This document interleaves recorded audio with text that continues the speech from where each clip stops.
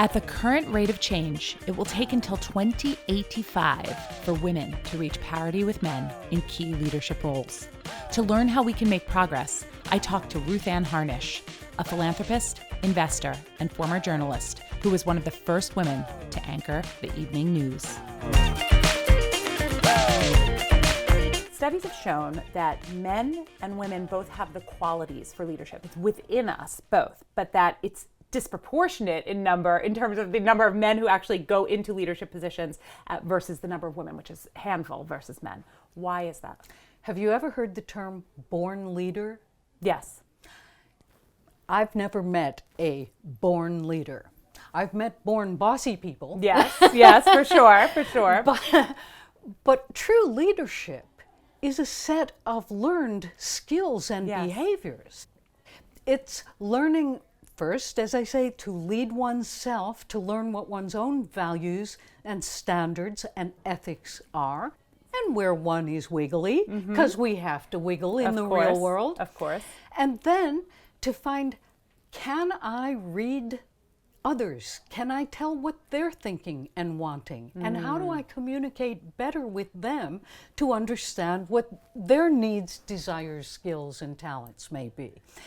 And then how agile can one be? When things are thrown at one, can you be flexible enough to come up with another strategy? How resilient can you be? When life keeps pounding you, you have to be able to bounce back up. So many times the winner is the one who just got up one more time. So why then, if we're all capable, are men predominantly in the positions? What do you think is holding us back? So many things, including the human propensity to hire the people we know and love and trust. And so many of us do not have a mixed gender portfolio like the Mission Impossible portfolio. Right. You're going through the book of people you know. Players who have skills. And I produce movies. And one of the things I've noticed is stats show that if a woman is in charge of the movie set, a woman director with women producers, there'll be women all represented throughout the crafts. There'll be women in audio. There'll be women who are editing. There'll be women who are doing non-traditional female jobs because women do that.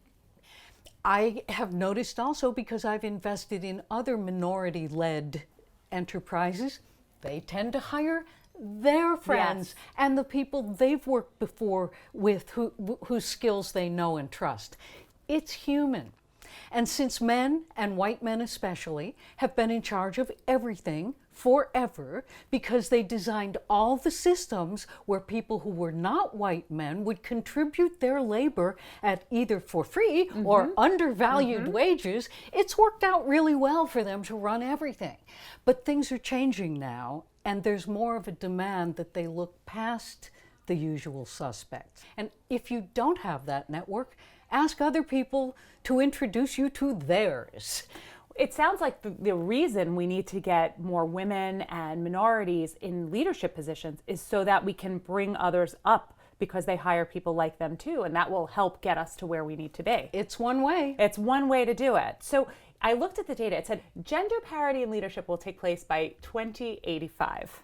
2085, which is a very long time from now, likely not in either of our lifetimes when you're thinking about it.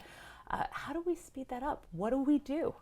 It's happening right now in some workplaces, in some government bodies, in some parliaments, in some legislatures. Right now there's parity. So I say keep working one workplace, one state, one county, one country at a time, because that's how it's going to happen. Nobody's going to flip a switch for gender and boom, it's going to happen. Equality. We achieved it. How nice. Thank you so much. Yes. That's not going to happen. So we have to flip those switches individually. One at a time. And it's everybody's job to work on that. What do we do right now? What steps do we take to help flip one single switch? Decide which switch you wish to flip. What is your hoped for outcome? What's the result you're looking for? Engineer backwards. whatever it is, wherever you stand in your onlyness, whatever your opportunities to make opportunities for others, examine what you want to have as your outcome, and then figure out how to get that done step by step. And nobody has a singular idea that is theirs alone, that they alone are responsible for. If it's a good idea, you can make friends for that idea, and the friends will give the idea life and body and effectiveness. You can't do it alone. You shouldn't do it alone. If you're trying to do it alone, you're failing. That's not how we do it these days. Even when you're looking to grow in your career, you can't do it alone. You need to talk to lots of people. Right here in this book, personal board of directors. Yes. The FabPab. The FabPab. I call it a personal advisory board or a personal board of directors, but it's in this book to associate with a variety of people who have a variety of skills that you need to add to your life, and people with whom you can add something to. For the women watching, there's a lot of young women watching who are out just kind of getting started in their careers. What's one piece of advice you want to give them?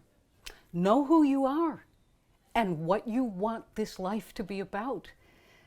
Life is happening right now. So what you are doing today is creating your future. Every decision you make, every action you take is creating the future you're going to live. Do it intentionally.